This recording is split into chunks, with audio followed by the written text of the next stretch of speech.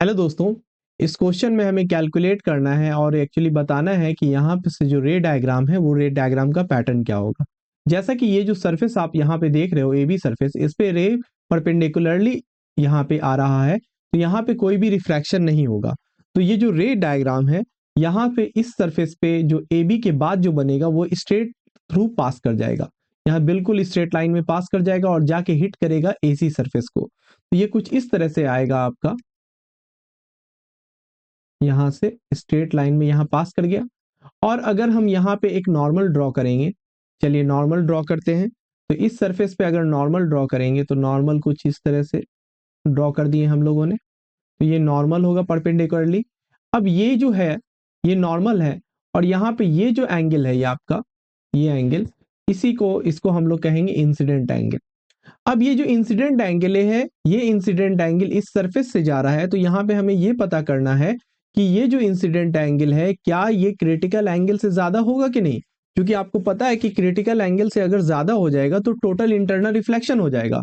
तो अगर हम देखेंगे यहाँ पे कि ये तो आपका हो जाता है, ये वैल्यू है आपका यहाँ पर, ये है 90 डिग्री और ये भी 45 डिग्री, तो ये भी कितना होगा आपका, ये भी आपका 45 डिग्री।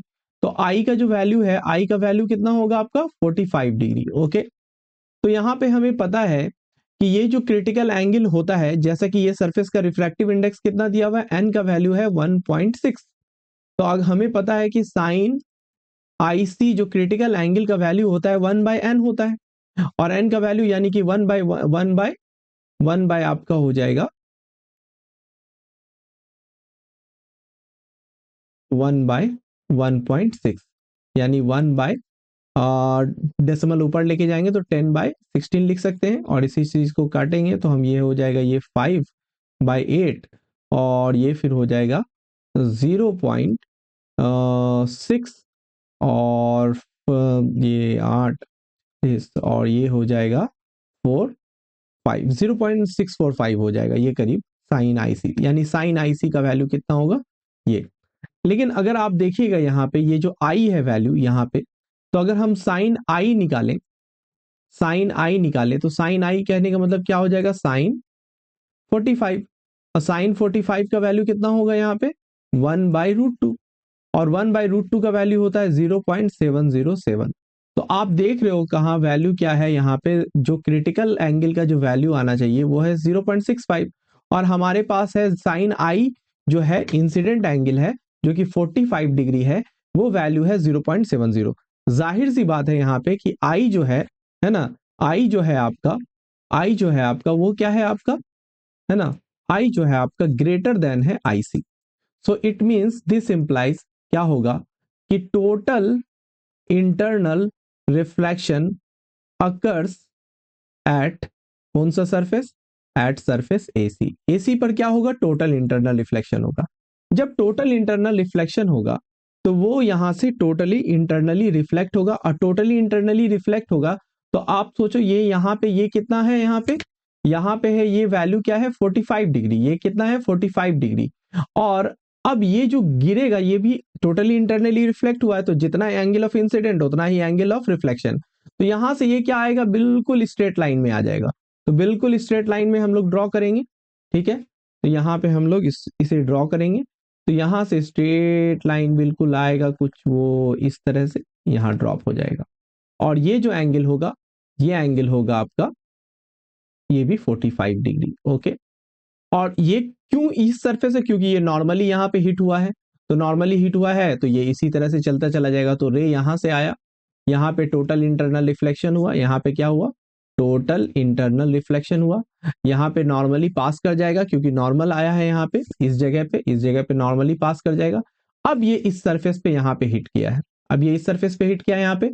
तो अब आप देख लो यहाँ पे कि ये है 90 डिग्री, ये एंगल कितना है 90, ये 60 है, तो ये हम कह सकते हैं ये एंगल कितना होगा, ये एंगल होगा आपका 30 डिग्री, 30 डिग्री। तो अब आते हैं हम लोग इस पर एक नॉर्मल अगर ड्रॉ करेंगे, यहाँ पर नॉर्मल अगर एक ड्रॉ करते हैं, तो चलिए नॉर्मल ड्रॉ करेंगे। तो एक नॉर्मल अगर यहाँ पे ड्रॉ करते हैं, एक नॉर्मल ड्रॉ करेंगे यहाँ पर,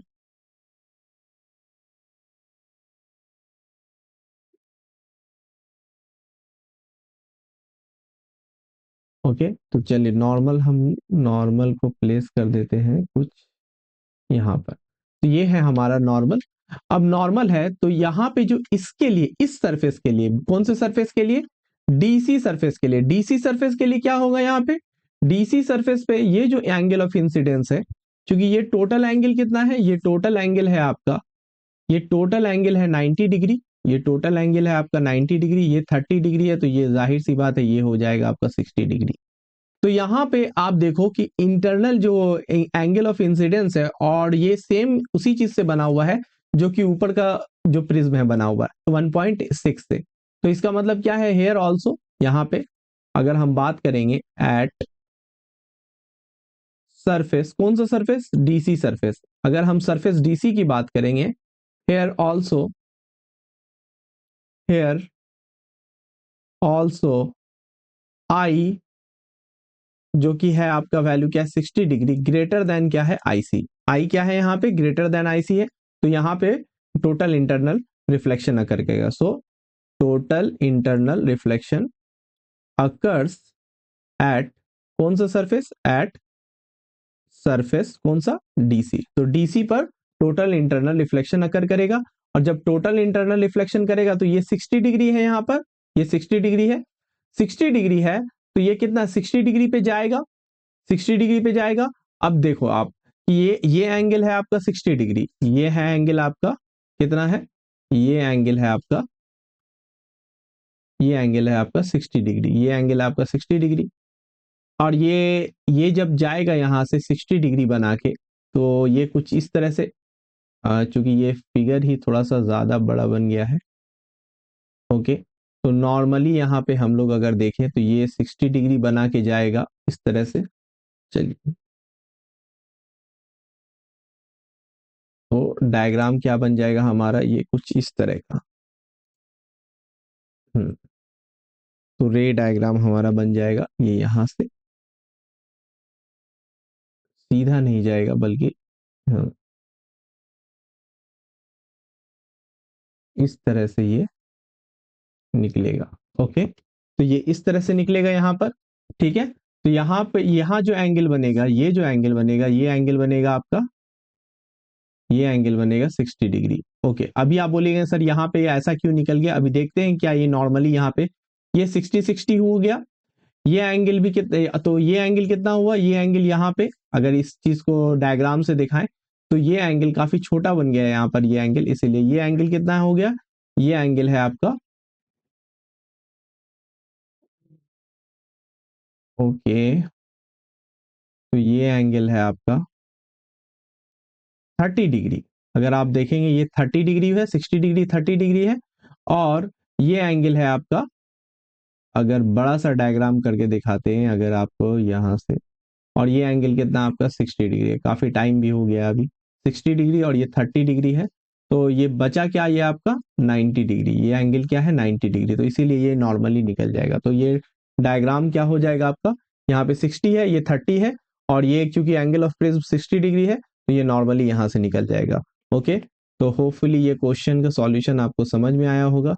इसी तरह के और वीडियोस देखने के लिए इस चैनल को सब्सक्राइब कीजिए। Thank you.